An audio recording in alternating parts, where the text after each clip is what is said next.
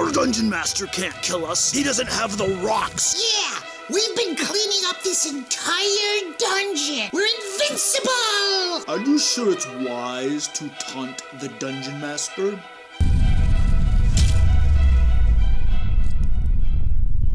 Welcome to the DM Lair. I'm Luke Hart, and I've been a Dungeon Master since high school. On this channel, I give practical Dungeon Master advice that you can implement at your game table. Now recently, one of my players straight up told me that I didn't have the rocks to kill them. In fact, he dared me to try. He double dog dared me. This is the story of what happened in that game session, along with some lessons that we can glean from it. Alright, so we've been playing Against the Giants from the module Tales from the Yawning Portal. The heroes are in the steading of the hill giants, and they have been cleaning up absolutely every single last hill giant and any other monster that I can throw at them. I mean, they're taking on tons of hill giants, swarms of hill giants, and it's like nothing. And after clearing out most of the first level, they go down to level 2. So they're going through the first little area of level 2, and they come to this wide open room that I describe as having lots of boxes lying far across the way, and they can see a little bit of glittering from one of the boxes. Perhaps it looks like it might be gems or something lying there. Now I know, as should anybody else paying attention, this is actually a trap. You see, there are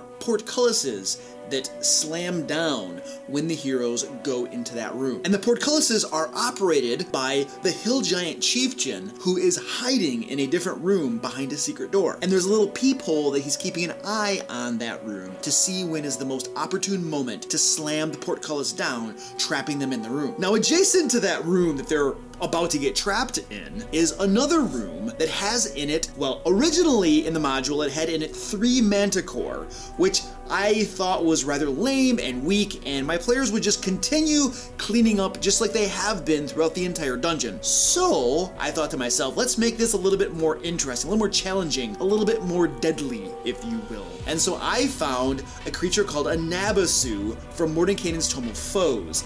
And these things are very, very nasty. I believe they're they might be CR 15 or thereabouts. Now my party is currently a level 12 party. I decided I'm gonna put 2 of these Nabasu in that room and just kind of see how things go. Because if you punch the numbers on that, it's actually a very, very deadly encounter. All right, Dungeon Master lesson number 1. Don't be afraid to change up things in modules, especially monsters and encounters, with things that you think will be more interesting or more challenging. Especially if your players are not being challenged by the module. I mean, it's okay for some of the encounters, the battles, to be easy or medium, and the players will feel awesome just running over everything without any fight at all. However, that gets old rather fast, so you do want some sort of challenge in there for them. Remember that the module serves your needs as a Dungeon Master. You do not serve its. Alright, now back to the room with all of those coffers and gems lying about. One of the players, the one that was taunting me that I couldn't kill them, that I didn't have the rocks to kill them, walks right into the room without a second thought and starts scooping up these gems. And another one of the players also goes into the room and starts exploring and poking about. Now I'm watching this happen, and I know that if I pull that portcullis down in that moment, I'm gonna be dealing with a split party. 2 players all by themselves and the other 3 PCs trapped in the corridor. Now, as I had mentioned, the 2 Nabasu that I had put in the adjacent room were a very deadly encounter. So I did not want the 2 players to face them by themselves. I really wanted the entire party to be together for it. So I held off a little bit. I bid my time, giving them a little bit of mercy, hoping that the other 3 players would come into the room. Okay, so here's the DM lesson from that, in that I gave them time to realize the danger and either leave the room or group up and face it together. My goal was not to kill them all, my goal was to challenge them. In fact, my goal is never to kill my players' characters. That would just be unconscionable. Remember that one of your main goals as a Dungeon Master should be that everybody at the table has fun, both players and Dungeon Master. Danger and death is just a tool that we use to facilitate that fun. Alright, so at this point, as things kind of go on, one other PC does come into the room, but the other two very clearly are not planning on going into that room no matter what. I think those players had correctly ascertained that it was a trap, and it was better off not going in that room. And so I have my Hill Giant Chieftain in his secret room spring the trap.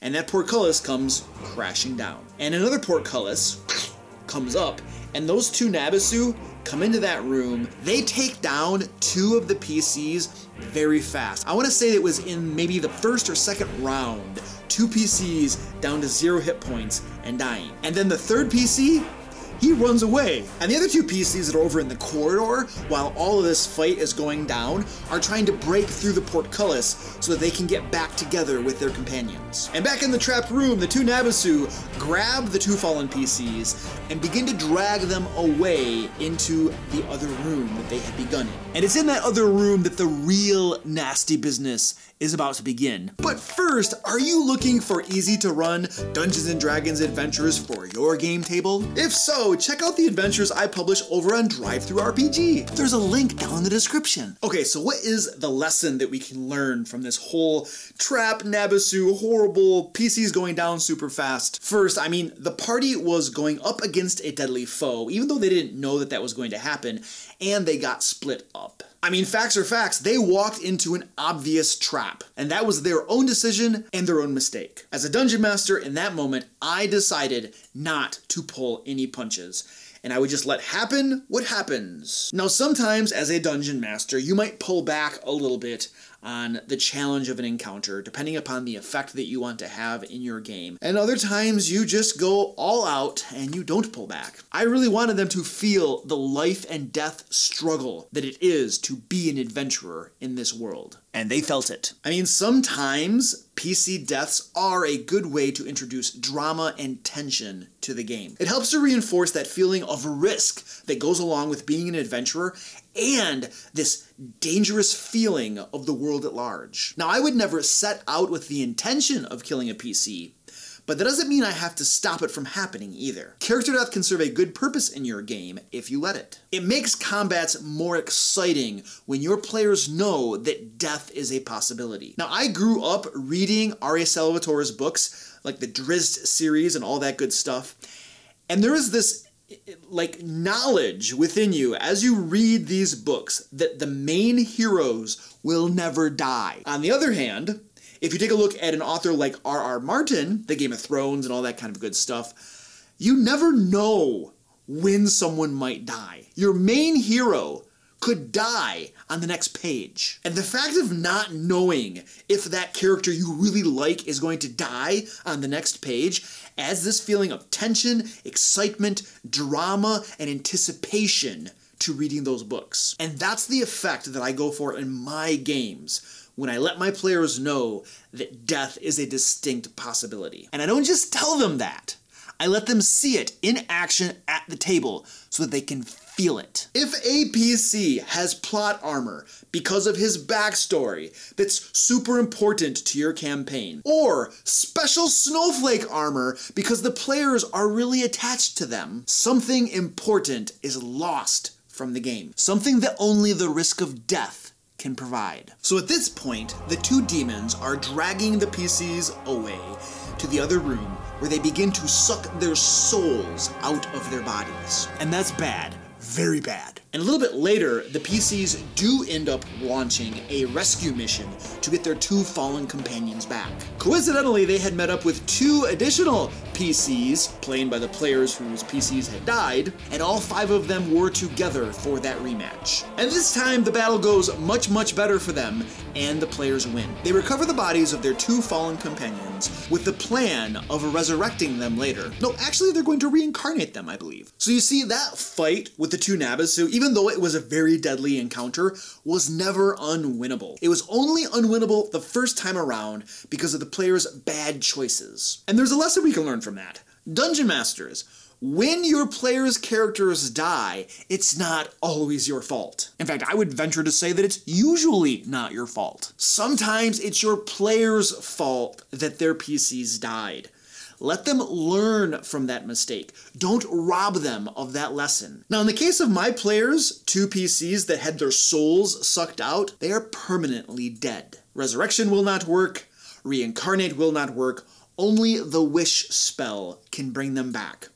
And my players do not have the resources nor the money to pay for that. So we really are talking dead here. Sometimes you need to allow things like this to happen so that your players can use it as a learning experience. Resist the urge to retcon things like this. Sometimes it's better to let what happened remain happened, even though you might feel better if you take it back. Dungeon Masters, this is called tough love. And for the record, I'm not budging on this wish thing. Those 2 PCs are unrecoverable. Players need to understand that there are consequences for their actions. This adds drama, intensity, and excitement to the game. And when there are no consequences for their actions, you are robbing your players of the ability to influence the world around them. Consequences are important.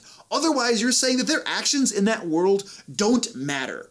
And that makes your players feel unimportant. And remember that death is not the end in Dungeons & Dragons. There's always another character to be made, and your players might have tons of fun discovering those new PCs. And then the players take the bodies of their 2 fallen companions and, I don't know, my players haven't actually gotten to the part yet where they try to resurrect or reincarnate their 2 fallen companions, so I don't know what's gonna happen. They might actually scrape together the money for that wish spell, or those 2 wish spells, I should say. And I suppose it is a possibility that I will cave as a dungeon master and allow their reincarnate spell to work. But only if they're reincarnated as something really nasty. Would you like to learn how to make traps better in Dungeons & Dragons, including the famous click rule? If so, smash that screen right there to check out my traps playlist. And until next time, Don't taunt your dungeon master.